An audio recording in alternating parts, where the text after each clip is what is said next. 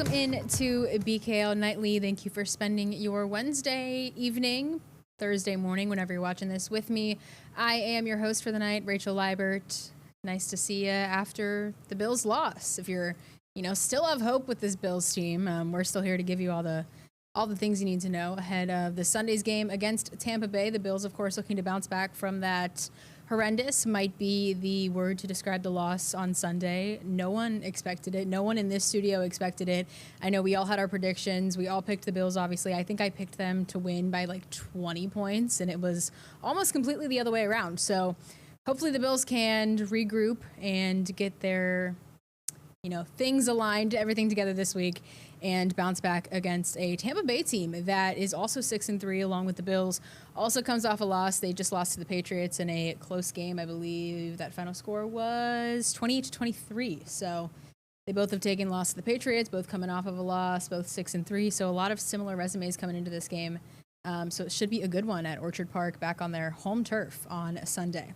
So we got to start things off as we always do with injury updates, and there are a lot of them today. 14 guys, 14 on the injury report today, but just one of them did not practice. Dalton Kincaid was the only one with the DNP designation. Actually, I lied. Defensive tackle Fedarian Mathis also did not practice today. But Dalton Kincaid was the only one offensively that did not practice today. He hurt his hamstring in that loss against Miami and then did not practice today. So not a good sign for a guy who's leading the team in receiving touchdowns and has kind of been a consistent target for Josh Allen this year. So we'll keep you updated with him, and hopefully, he moves in the right direction. We've also got a few other injury updates, a few limited guys, more than a few limited guys, actually. Joey Bosa was limited today with a wrist injury. It's one that was on the injury report last week. Then he finished the week in full, played on Sunday, and now he is back on the injury report in limited status. Terrell Bernard also was on the injury report last week, and then same exact situation, finished in full, played in Sunday's game, and then is back on it with an ankle injury, so he was limited as well today. And then Khalil Shakir is the newest guy that has popped up on the injury report, listed with an ankle and ribs injury. So two interesting injuries that obviously do not go together, but we'll kind of keep that monitored and see where that goes. But another guy, that is his top target, Josh Allen's top target, so we will see where that one goes. But just a lot of injuries from a lot of, difference makers for this team that obviously they struggled last week, but these are some guys that could be the difference this week, and we'll have to, see where these go. It is limited status, though. They did practice today, so that is a positive sign that it isn't too serious of an injury. All right, we got a lot more injury updates. Here's just a few of them. There's a few that I won't even get to today, but just some of the bigger names. Taron Johnson, limited with a groin injury. He did not play on Sunday. Christian Benford, groin injury as well. He also did not play on Sunday. And then we've got Cam Lewis just popped up on the injury report today. Calf injury, he's limited. And Dorian Williams, groin injury for the linebacker, limited. A lot of groin injuries for this group. I feel like they've been dealing with those a lot this year. Also in the linebacker room, Shaq Thompson, hamstring injury, he's limited, but he has been a do not practice for the last few weeks, so this is a good sign that he is potentially trending upward. And then Josh Palmer, some actual good news out of this extensive injury report. Josh Palmer has been upgraded to full. He spent the last few weeks limited. I think he got hurt in week 7? It's been a few weeks since he has seen the field. So Josh Palmer being full is a good sign for this struggling receiver room that maybe he can, help add some strength to. And then also defensive end, AJ Epinesa. He had a concussion, but he is now full. So a lot of positive, trending things for some guys, but still very extensive injury report. Not what you want to see, but it is week 11. So, guys are going to be banged up. We're in the thick of it. We're in the middle of the season. So kind of to be expected, but for a team that just came off a pretty bad loss, not the greatest of signs.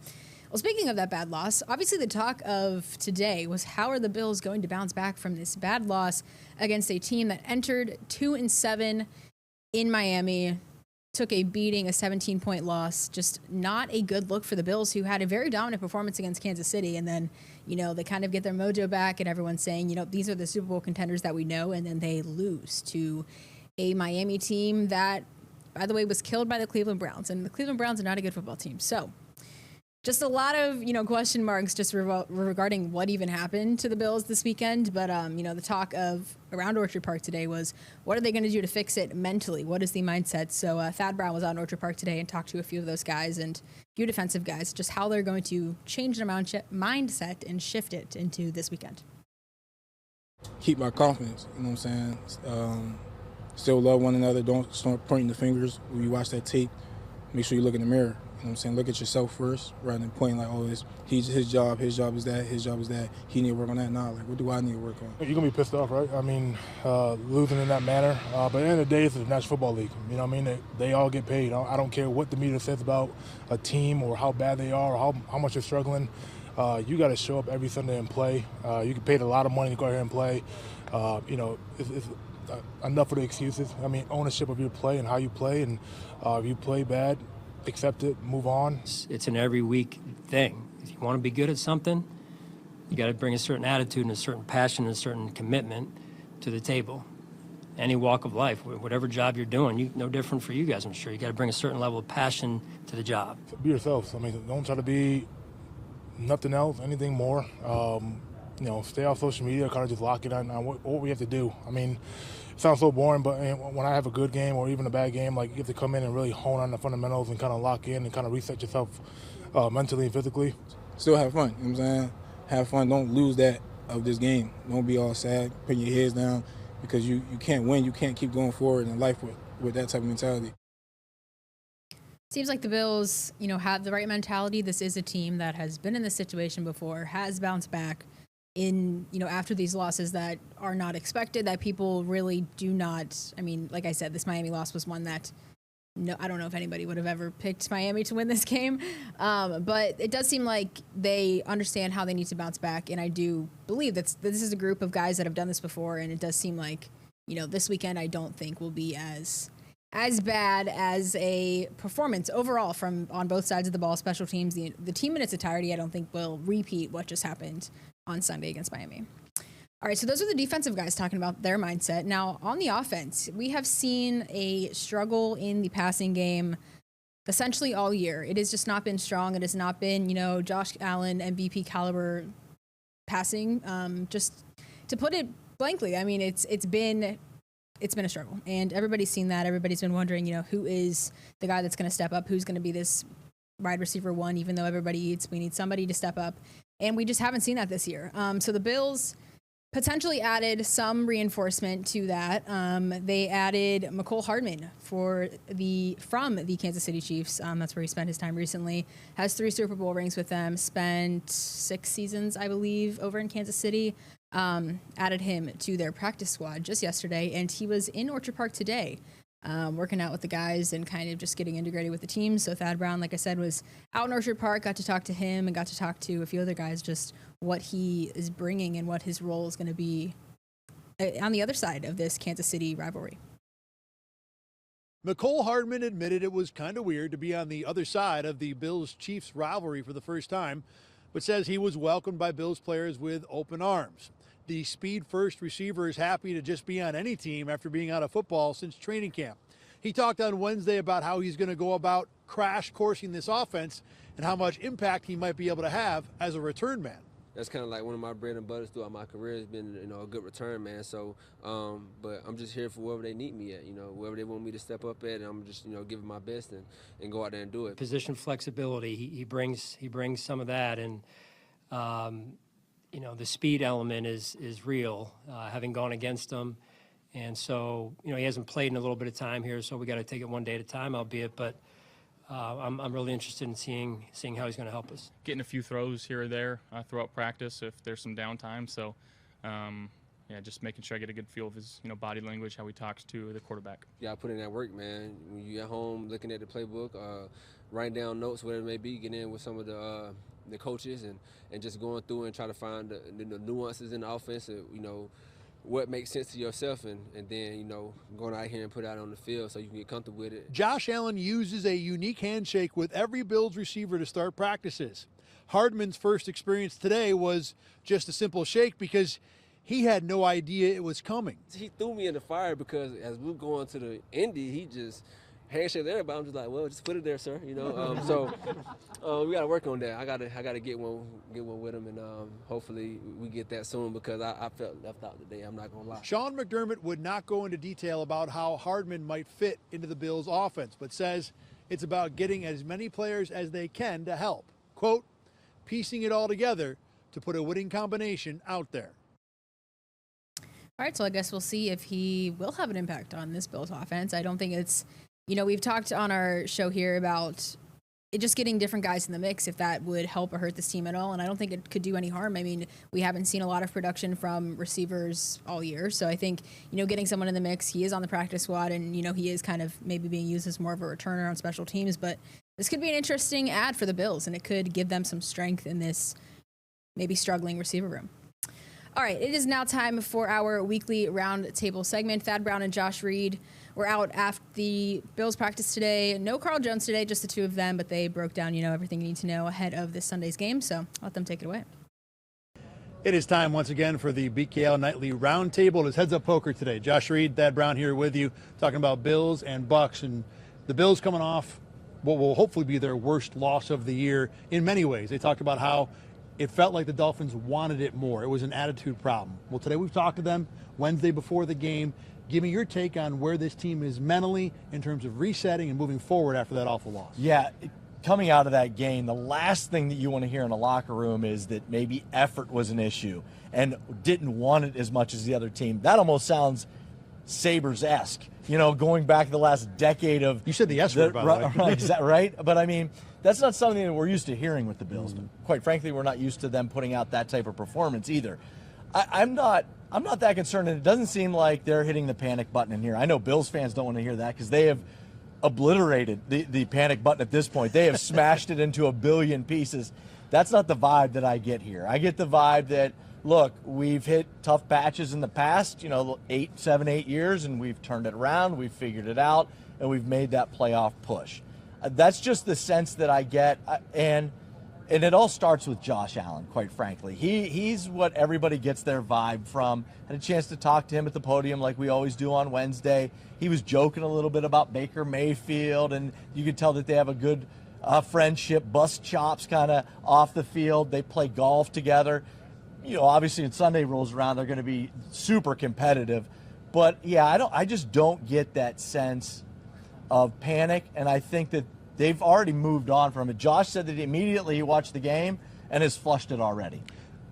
The Bills are very good at compartmentalizing. We hear all the time about how they treat every game the same, and there might have been a little concern, I guess, on my part coming into this, thinking that if you just we're going to do the same thing we've always done, you're not making anything different.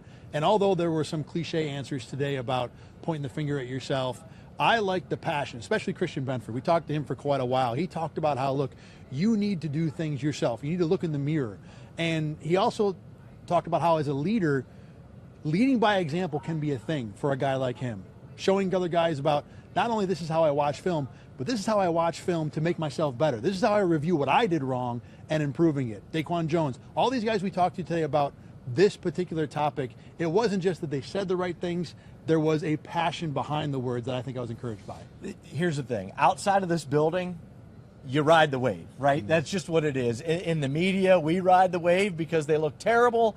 They don't ride the wave inside here. Look, 2 weeks ago, they were coming off their second straight win, and it was over the Chiefs. And everybody was talking about how things are starting to click.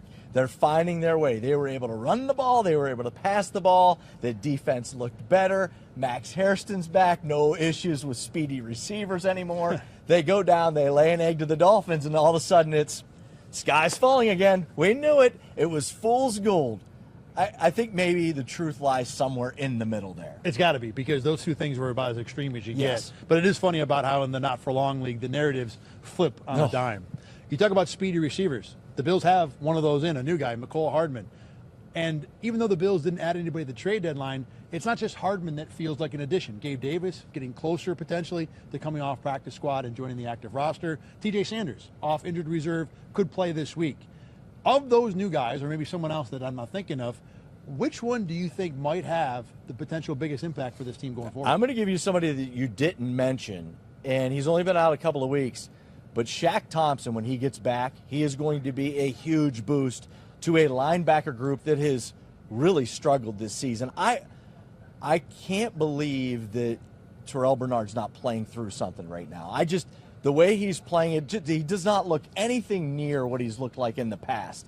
And I know that he's had ups and downs in the past, but it's been mostly downs this year. Sean McDermott was asked about him Wednesday at his press conference. He said, look, TB knows he's got to be better. He's also still an important part of the defense because he's the captain on that side. He's the one calling the plays, make sure everyone's lined up correctly. But Sean even kind of alluded that, look, he knows he's got to be better, and they need him to be better. With that being said, if he's not, and Milano is just kind of there still, Shaq Thompson was the one player, the one linebacker that when he's been on the field, he's been a factor, and he's been a playmaker. He's had those kind of pop plays throughout the season. I think it's a great call. I think he's been the linebacker who's had the best season. I don't know if he's the best linebacker.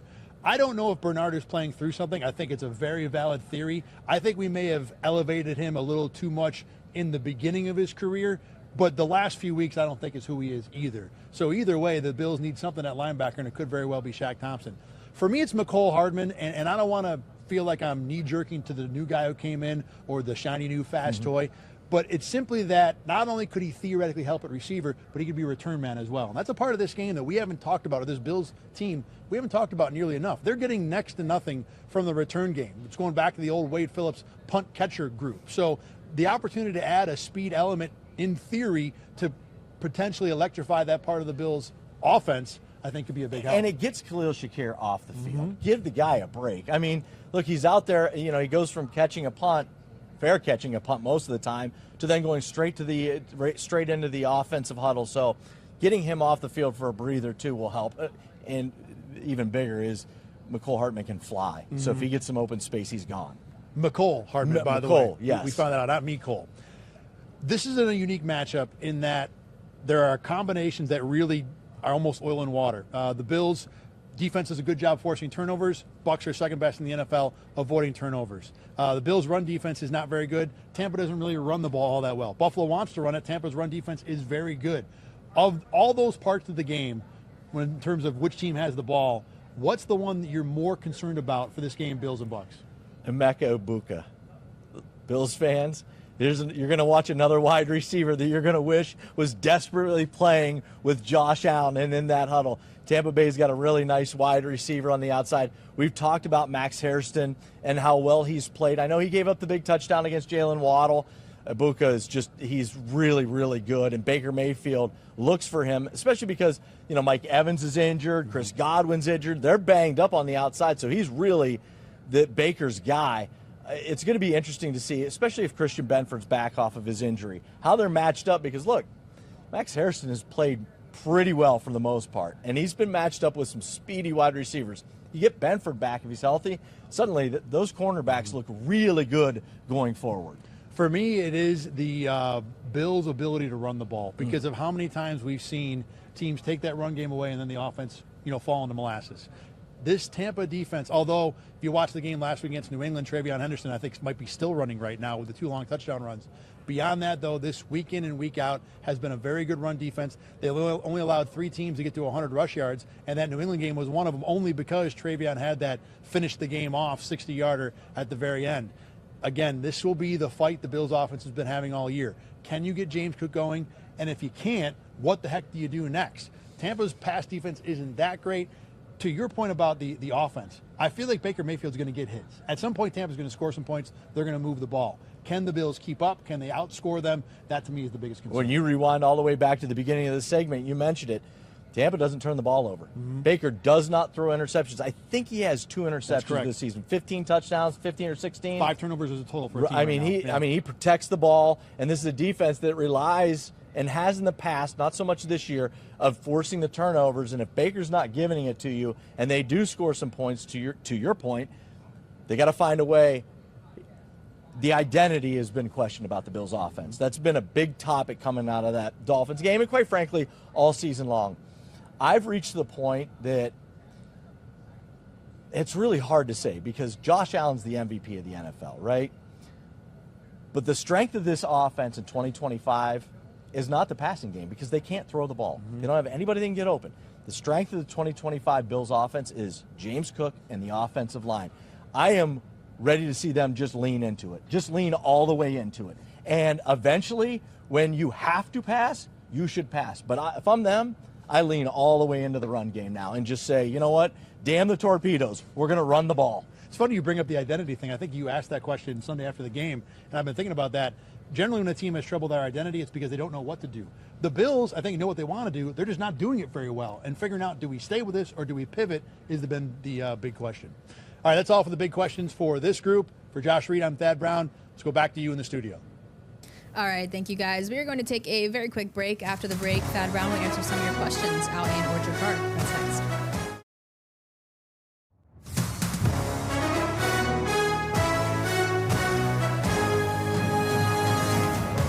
Welcome back to BKL Nightly. It is now time for our weekly mailbag segment. We've got Thad Brown out in Orchard Park, ready to answer all of your questions after this unexpected Miami loss. Now the Bills will host Tampa Bay on Sunday. It seems like we've seen two different versions of the Bills this year, and that's going to lead right into this question that we'll start with from ex-user The Real GB11.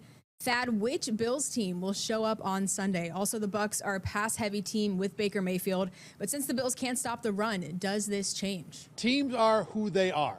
Tampa is a pass-first team with Baker Mayfield. In an ideal world, Mike Evans, Chris Godwin, Emeka Egbuka, all these receivers they have. Now, they won't have most of them for this game, but Egbuka will still play, and Baker's still Baker. He's still a gunslinger. He's still a guy that's going to leave it all on the field. The Bucs will want to live and die with that. Just because another team is bad at something doesn't mean you change who you are.